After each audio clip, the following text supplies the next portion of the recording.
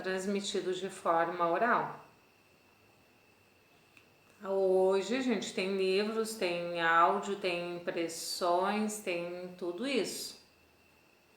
Mas esse conhecimento era transmitido através de um sistema que é Paramparam.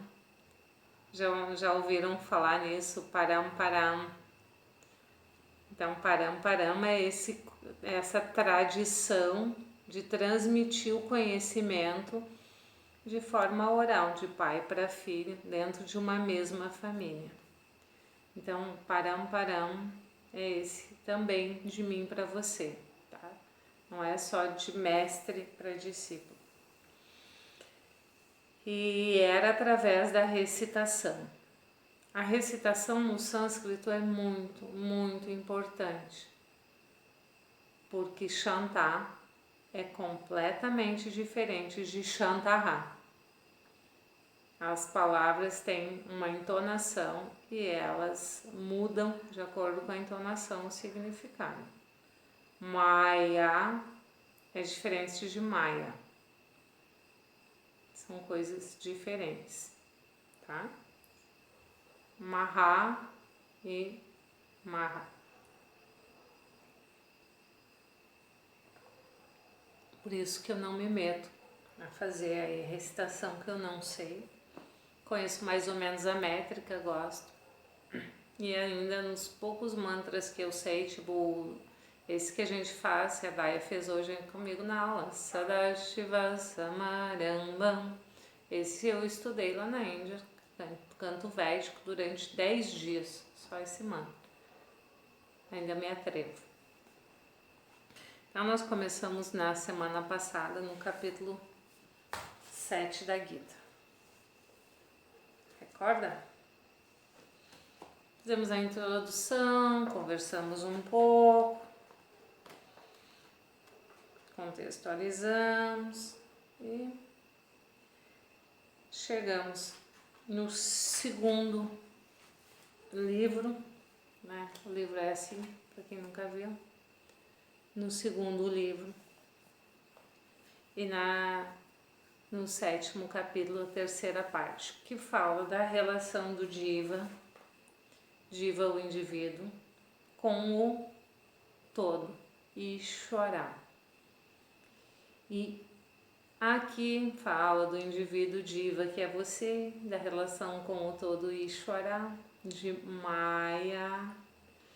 E o terceiro capítulo, para mim, esse terceiro livro, a segunda parte, né, que é a partir do sétimo capítulo, ele é bem difícil. Ele é bem difícil de compreender. E a gente não vai compreender tudo de uma vez só. Lembrem, esse conhecimento não é tão linear assim, não é tão fácil de compreender. A gente precisa ir assimilando. Porque entender que Jiva é você, que é um indivíduo, mas que você é Ishvara e que tudo é Ishvara, é difícil, porque aqui nós falamos de Advaita, daquilo que não dual, não há separação entre eu e o todo. Mas como assim, se eu me vejo separada? Mas eu tô aqui, tô separada da Maria que tá lá longe de mim, me abandonou, me deixou, não me ama, não me liga, tá lá em Gaspar, como assim? Mas nós somos separados, mas como somos o mesmo todo? Se quando eu estou perto, eu sei que eu sou diferente da Daiane, mas mesmo assim somos um. Então é super difícil de entender isso. Para mim foi, de repente assim, vocês matam de primeira, porque é um conhecimento mais que o que às vezes é fácil para um não é fácil para outro, tá? Então essa segunda parte fala sobre isso. A gente deu uma introduzida no tema semana passada. E o capítulo 7 diz o conhecimento e a firmeza do conhecimento.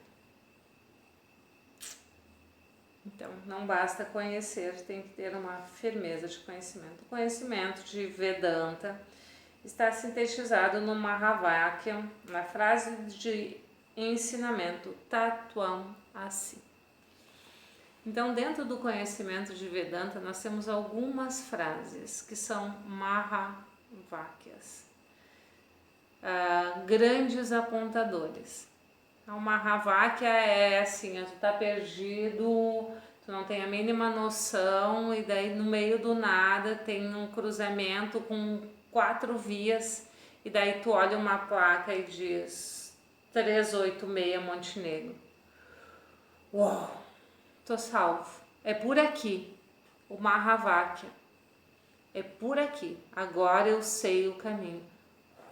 Então, Mahavakya é uma grande afirmação védica, tá nos Vedas, tá no Vedanta, que é uma afirmação Tattvam Asi, Aham Brahmasmi. E assim, são 4 afirmações.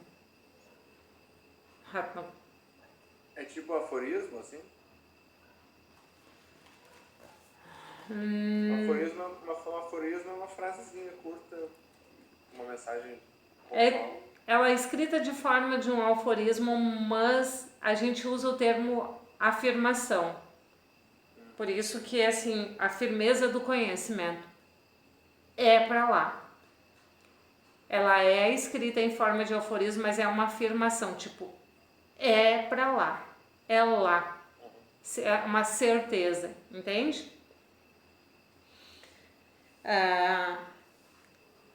Então, Tattvam Asi, Twam é tu, Twam, Twam, Maria. Refere-se ao indivíduo, a si, és. Indica uma identidade, Tat. Refere-se a Ishvara, o todo que é, ao mesmo tempo, a causa da criação. Os primeiros 6 capítulos têm o indivíduo como referência. O capítulo 7 e 12 da Gita falam sobre o todo e Ishvara. Quem é Ishvara? Qual a sua forma e qual a relação entre o indivíduo Jiva e Ishvara? Serão os assuntos dos próximos 6 capítulos, do 7 ao 13. Então, toda a causa do universo é chamado de Ishvara. Em sânscrito, ISV tem aquele acento, se escreve Isvara, Ishvara, o V, fica o som de U, Ishvara. Então é algo, a gente vai ouvir muito esse Ishvara, muito, dentro da tradição de Vedanta, dentro da prática de yoga se ouve, está na ordem de Ishvara, Ishvara Pranidhana. Então, Ishvara é chamado a causa do universo, toda a causa. Na causa do que? Das estrelas? Sim. Mas e a explosão das estrelas? Sabe a causa do... Ontem teve um... Ajuda a prof aí. Como é que é o nome daquele negócio lá? Alinhamento de Saturno e Júpiter? Exatamente. Quem alinhou Saturno e Júpiter? Ishvara. Mas quem criou Saturno e Júpiter? Ishvara. Então, Ishvara. Por que você nasce? Ishvara. Por que você morre? Ishvara. É uma ordem maior, é o princípio de toda a criação. Tem esse livro do Swami Dayananda que é Ishvara em sua vida, tradução da Glória Ariana, tá? E Ishvara deve ser compreendido. Nós, estudantes de Vedanta, temos uma apreciação por Ishvara, que pode ser vaga. Eu sei que Ishvara é tudo isso aí. Ishvara. ou mais profunda. Quando é mais profunda, é assim, aquele que tá digerido, que tá lá dentro, que eu entendo aquilo, que realmente faz sentido e vem para mim como uma afirmação. Como assim, como acontece quando eu chego no aeroporto, vocês já ouviram eu citar esse exemplo, chego no aeroporto e alguém diz fila para brasileiros, eu não penso, eu vou, posso estar lá em Madrid, lá em Delhi, porque é um aeroporto em Delhi, vocês não sabem o que é. No meio daquele vulco, alguém grita lá, fila para brasileiros, eu sei que ali é o meu lugar, eu não penso, será que eu sou brasileira? Eu acho que a minha pele tá brasileira, esse cabelo, não olho no espelho para ver se eu tenho cara de brasileiro, tá, vou para lá. Então, e chorar entendido de uma forma profunda, e chorar, é tudo, é isso. Mas não é uma crença, assim, tem que ser um entendimento, não é uma crença, sabe? Não se pede, confie em mim e chora. Não tem essa visão como a gente tem, eu entrego nas mãos de Deus. Se você está entregando nas mãos de Deus, é porque você não está preparado para fazer isso. Ou você está com medo, alguma coisa tem. Porque, como diz Campbell, quem está preparado para fazer uma coisa, vai lá e faz. Né? Não tenho fé. Eu tenho preparação, tenho conhecimento de causa. Então, Ishvara é tanto a causa material, né? Quem faz livro, causa material, Ishvara, quanto a inteligência por trás do objeto. Como Ishvara é um tema difícil, eu chamei os 108 universitários, mais conhecido no nosso meio como Upanishad. E daí eu fui lá, uma Upanishad que eu gosto, que fala sobre Ishvara, e trouxe para nós, é a Chandogya Upanishad, que é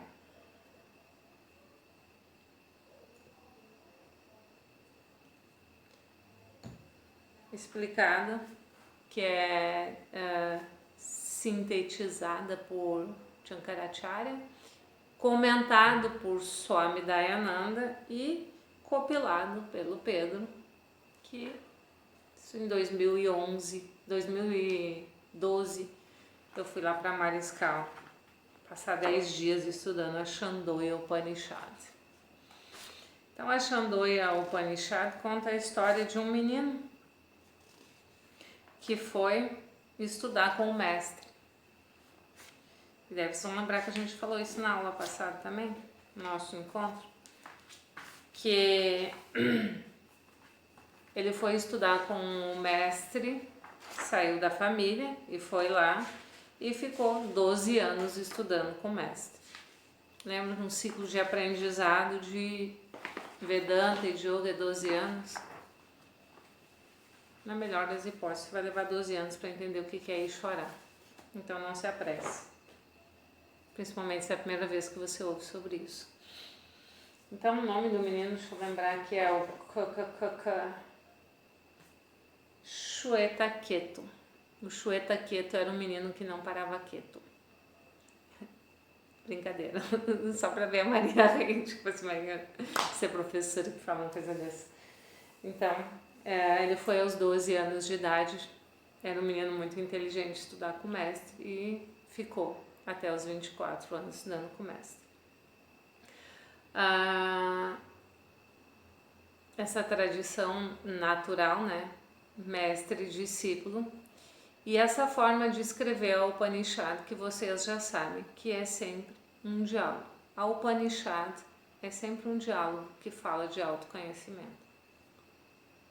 É isso aí, não tem um Upanishad que fala lá sobre astrologia, sobre aritmética. Não, está nos Vedas, mas não está no Upanishad. Porque o tema Upanishad já diz aquele que senta firmemente para aprender. Então, Shwetaketu ficou lá 12 anos com o mestre e voltou para casa. Aos 24 anos, pronto para constituir a sua família, entrar no segundo estágio da vida. Então, o menino chegou e disse: pai, eu aprendi tudo. Eu recito os Vedas de cor. Eu estudei Veda, Vedanta, Gita, Shruti e Smriti. E o pai disse: Houston, I have a problem. Eu tenho um egão voltando para casa. O meu filho decorou tudo, mas não aprendeu nada. E o pai dele, como era alguém já na terceira fase da vida lá mais sábio, olhou e disse: Shwetaketu está intoxicado pelo orgulho intelectual, achando que sabe muito e esquecendo o essencial. Aí o pai faz uma pergunta para ele. Conhecendo um único... Não, o pai faz uma pergunta para ele. Com a possibilidade de conhecer algo que permita conhecer tudo mais, adquire humildade e fica muito curioso para entender como o pai Katambami, como isso tudo é possível. O pai pergunta, deixa eu ver a pergunta aí para vocês. Durante os estudos, meu filho, você pediu ao professor o conhecimento sobre aquele que, conhecido, permite conhecer tudo mais? E o menino, isso eu não sei. E daí pede, pai, me instrua. Forma clássica de começar uma Upanishad. Alguém faz uma pergunta e... Lembra o Arjuna no começo da Gita lá, ele pediu, Krishna, me instrua, não sei o que fazer. Deu ruim. E aqui na Upanishad também. Aí o pai começa o ensinamento, comentando, conhecendo um único fragmento de argila, todos os objetos feitos de argila podem ser conhecidos. Toda forma assumida pela argila é um nome apenas. A argila é a verdade dos objetos feitos dessa base material. Conhecendo um fragmento de ouro, você conhece o que é ouro. Todos os objetos são formas. Quando você desmancha o anel, ouro. Durante uma da libertação da Índia lá, uma das tentativas, o governo pediu para reconstruir o país que as pessoas doassem as suas joias. E as pessoas doaram pulseiras, brincos, colares. O pessoal tem muito ouro na Índia. Muito ouro. As pessoas têm muito ouro. Então as pessoas doaram o quê? Brincos, colares? Não, elas doaram ouro, porque o que tem valor é o ouro, o material. Na forma de pulseira, de brinco, de relógio, de dente, não importa, porque na hora que pesou lá, 3 gramas de ouro, a forma não importa. Assim como a argila, sendo argila, ela dá forma ao pote, dá forma ao garfo e ao prato. Mas tudo ainda é argila, porque o pote, o garfo, o prato, tudo isso, copo, é forma. E a gente usa argila, né, que eu citei para vocês, do ouro e da onda, né? Eu peço, a gente está na praia, eu digo, vai lá e toca a onda. Você vai lá e toca a primeira onda. A Daiane vai lá e toca a segunda onda. O outro vai lá e toca a terceira onda. Todo mundo tocou a onda. Mas na verdade, ninguém tocou a onda, porque a onda é forma. Você tocou o que? Água. água. Só isso. E quando nós tentamos entender esse conceito de Ishvara, e dentro da tradição de estudo de Yoga e Vedanta, não se usa, raramente se usa, mas procura nunca se usar coisas mecânicas, porque não remete, é um conceito novo, né? E às vezes a gente fica preso na visão mecanicista, que já é uma visão que foi ultrapassada no século passado, e hoje a gente tem uma visão sistêmica, porque já se acreditou que o mundo era mecânico, que tudo acontecia de forma mecanicista, e a gente sabe que não é mecanicista, que tem uma inteligência por trás, que não está tudo sistematicamente, o mesmo pote criado de barro, um pode rachar e outro não, no mesmo pote, nas mesmas condições, um rachou, outro não, tem ali uma causa por trás que dá esse diferente, um princípio inteligente, como é o termo que se usa em Vedanta, causa inteligente. Então o pote, ele como pote é Ishvara. A forma, é uma expressão de Ishvara. Mas a argila também é Ishvara. E o olheiro que foi lá recolher a argila e moldar também é Ishvara. A motivação do olheiro também é Ishvara. E o Diva é nós. Nessa forma, eu, Exilda, você, Maria, o Emílio, o Léo. Nessa forma, nós levamos, né, carregamos o nome de Diva, que é Ishvara na sua expressão inteligente através dos gunas, sobre a ação dos gunas, certo? Vou ler um pouquinho para vocês só. Conhecendo uma porção de argila, tudo aquilo feito de argila pode ser conhecido. Aquilo que nasceu da argila é argila. Assim, sabendo qual a natureza da argila, conhecemos a natureza do pote, do copo e do vaso feitos com ela. Todos os nomes que apontam para os diferentes objetos feitos de argila referem-se à argila. Todas as formas que ela possa assumir são formas de argila somente.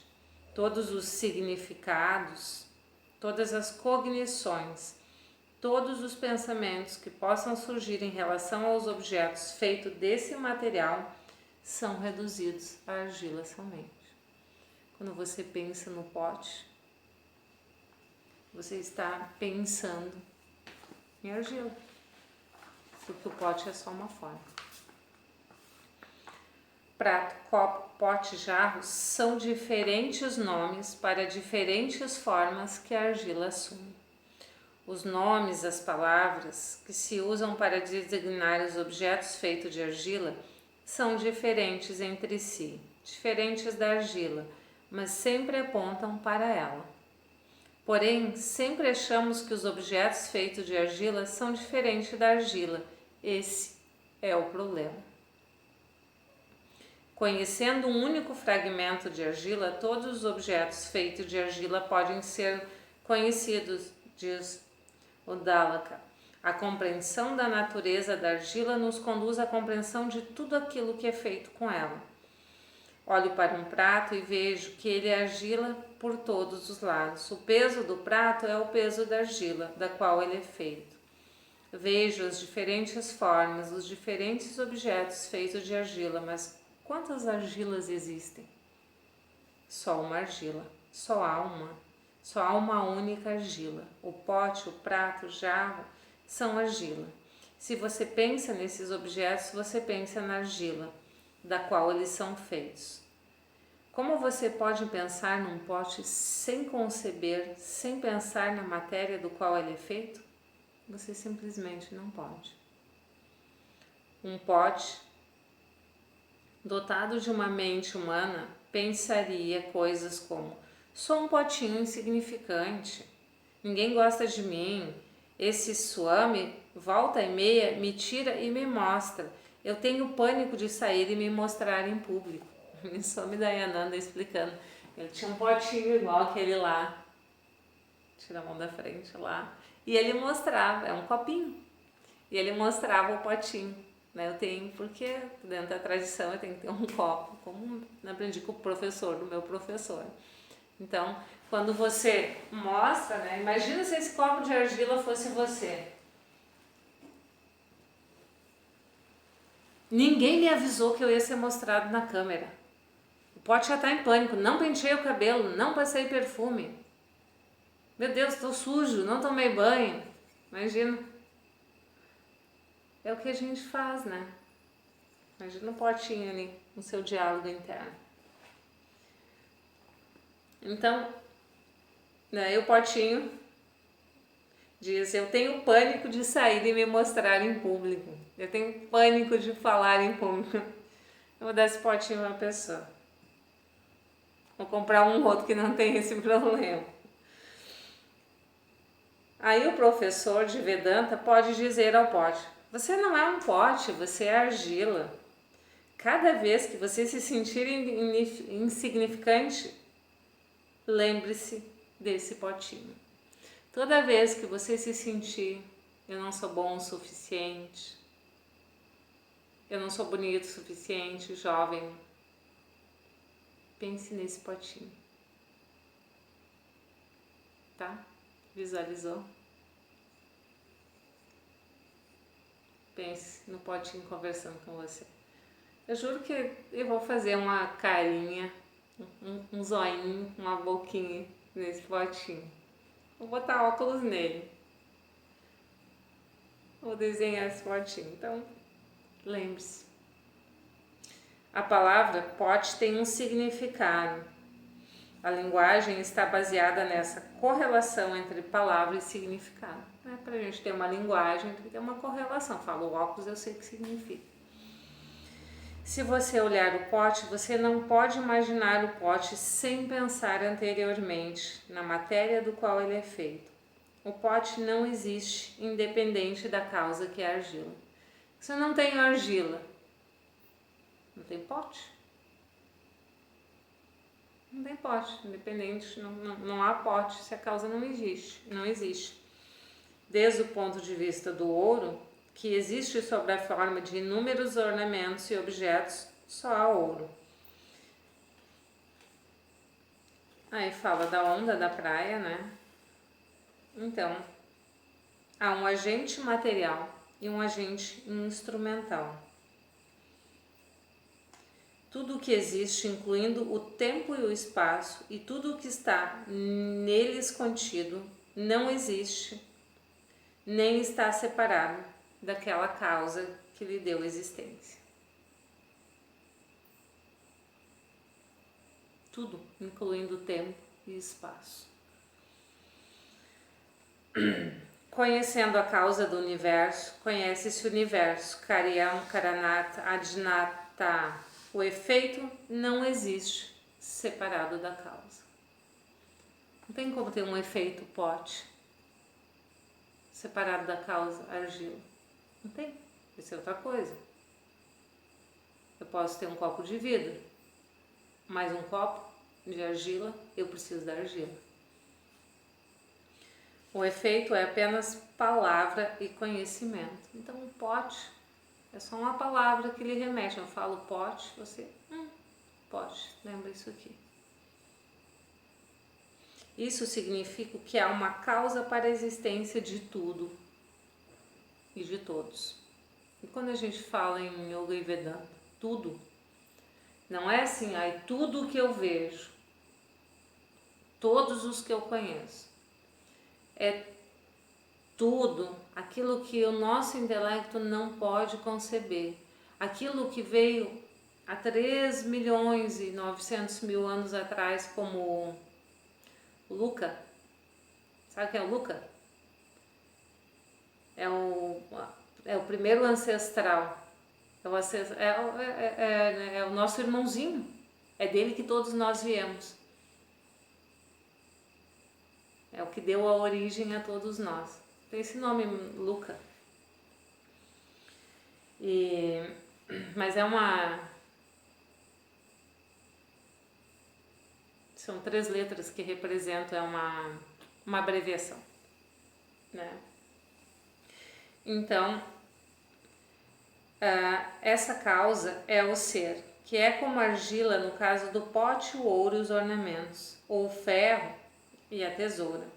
Analisando a natureza do efeito e a causa, encontramos que o efeito não existe separado da sua causa material.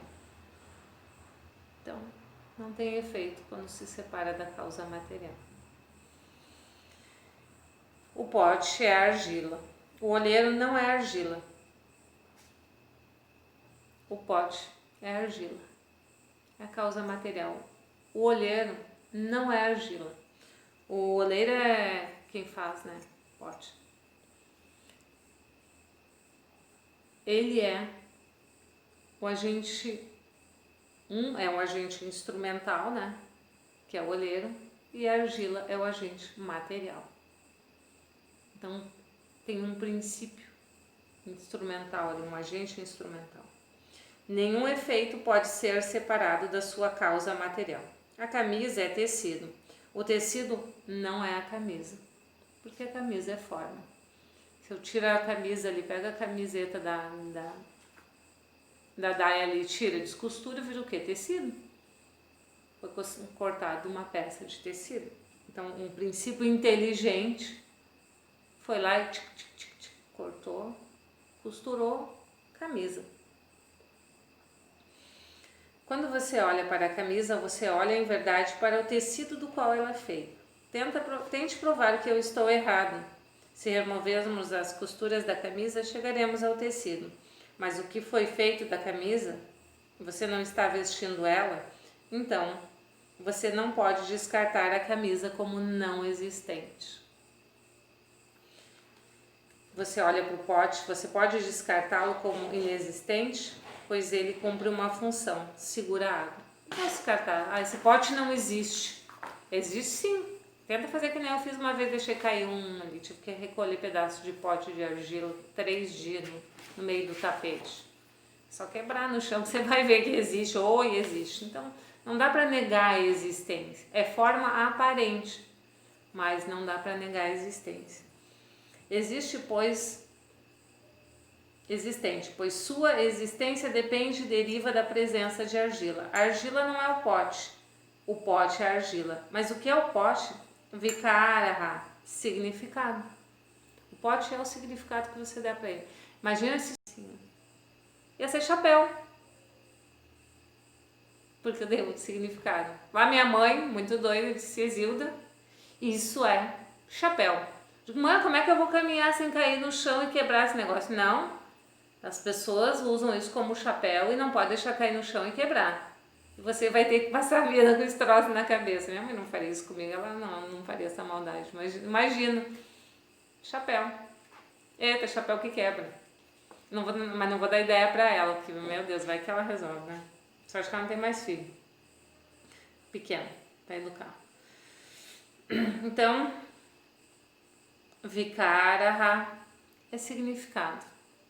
Palavra e significado. Pote é uma palavra e um significado.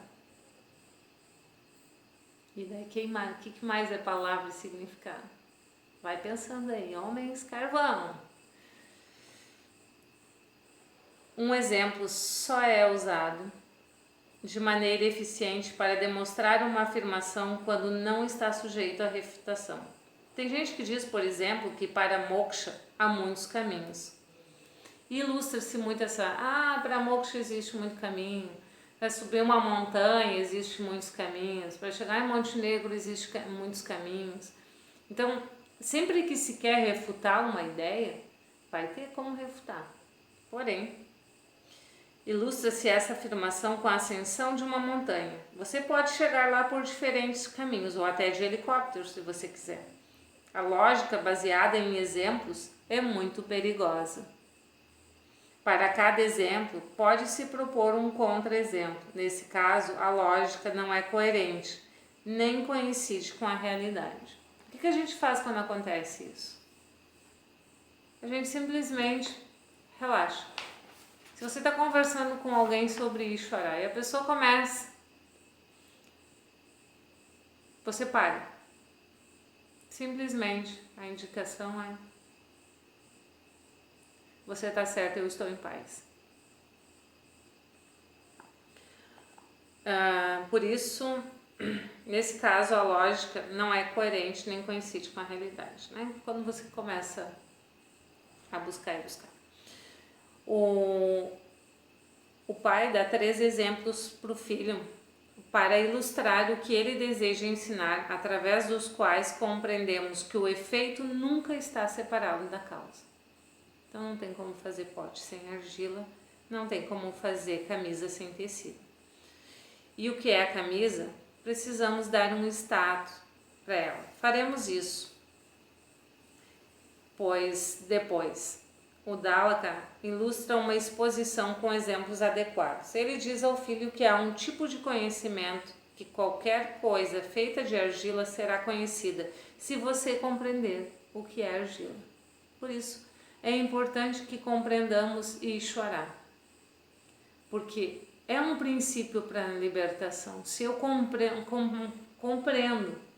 o todo, se eu compreendo a causa desse corpo, desse sol, compreendo o todo, moksha, libertação. Porque eu não me auto-identifico com coisas que eu não sou. Eu não me identifico mais com a roupa que eu uso, com a minha profissão. Eu sei que são só papéis que eu desempenho. Esse conhecimento de Ishvara, ele é difícil, ao meu ver. Mais difícil, Ishvara Pranidhana, tu entregar para a ordem. Entrega, tem uma ordem de Ishvara que faz tudo acontecer. A gente diz, não é eu que faço. Eu não sou o agente da ação, não é eu que faço. É um Mahavadya também. E esse é o princípio de moksha.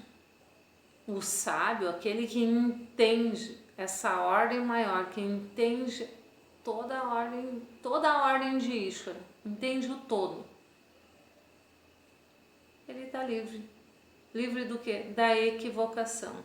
Ele está livre de achar que ele é o pote, porque ele sabe que ele é argila.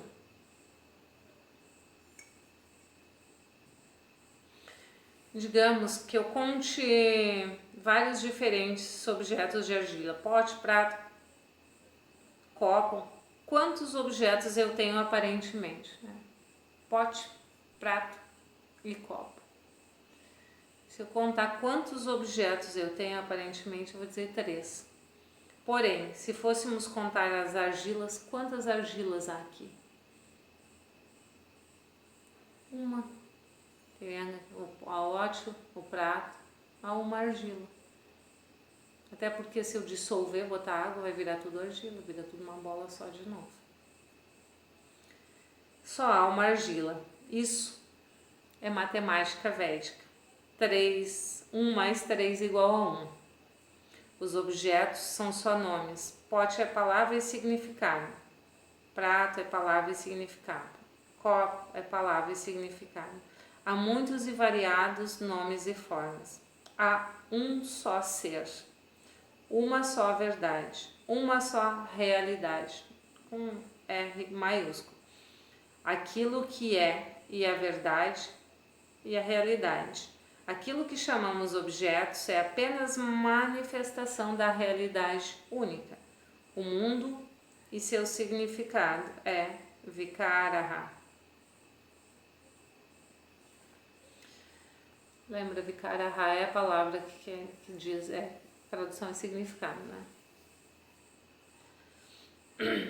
Aí agora tem toda a Chandogya Upanishad, que a gente não vai estudar ela. A gente não vai se aprofundar, a gente estudou 10 dias só Ishvara, né? A gente não vai fazer isso, mas isso foi para conseguir entrar um pouquinho no capítulo 7 da Gita. A causa do universo, terceiro parágrafo, na página 31, é chamado de Ishvara. Qualquer criação tem duas causas. A causa inteligente, um ser inteligente que possui conhecimento e capacidade para produzir o objeto. E a causa material, o material da qual o objeto é feito. Shri Krishna revela a natureza essencial de Ishvara, Nirguna Brahma, e sua forma como referência à criação, Sanagurma Brahma. Então, isso é muito importante, porque quando entendemos Ishvara como causa e expressão do universo, podemos entender que o indivíduo tem uma individualidade, mas ele não é separado do todo. Há muitos anos atrás eu li e eu fiquei impressionadíssima assim com aquilo, meu Deus, assim, foi tipo, fiquei uns 2 dias assim, meio bugada com a informação. William Reich, ele é o pai da bioenergética. Eu fazia as câmeras de orgônio, assim, era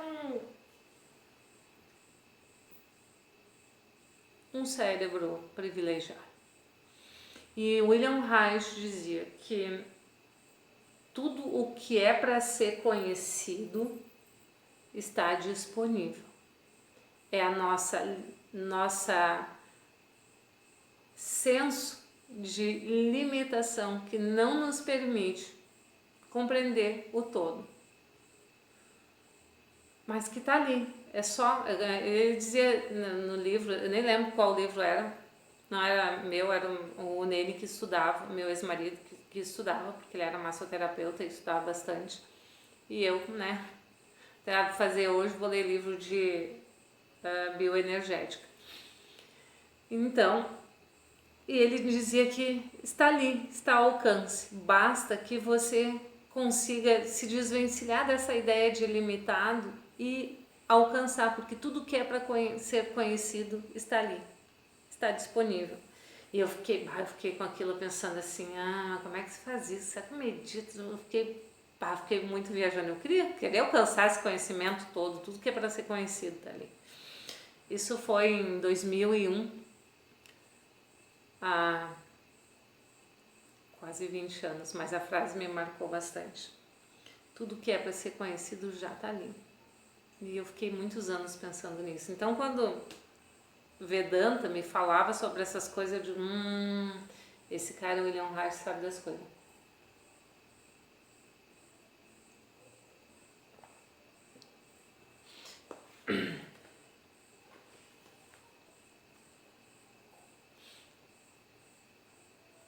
Eu acho que a gente está quase no horário, né?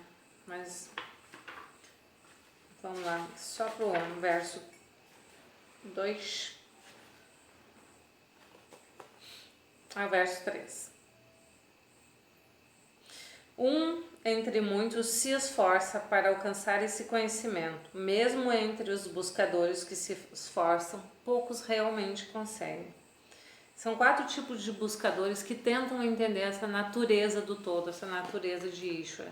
Tem aqueles que buscam só para ganhar um dinheirinho, assim, faz os rituais e querem. Tem aqueles que buscam para se livrar do sofrimento. Tem aqueles que buscam para poder... Eu entendo, eu sei. E tem aqueles que buscam esse tipo de conhecimento para... Eu quero viver isso. Isso é de coração. É um buscador. Então esse é o sábio.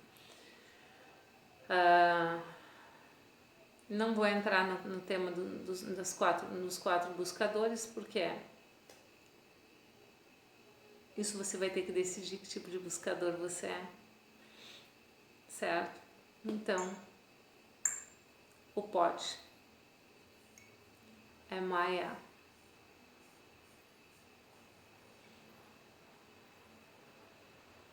O pote é Maya, né? A gente vai falar sobre Maya, mas você entendendo Ishvara, você entende Maya, que é importante também, porque Maya, essa é a expressão dessa inteligência na forma de pote. Pegou? Fica fácil quando entende isso, né? Entender, Maia? Certo, galera? Vocês estão com umas caras muito medonha.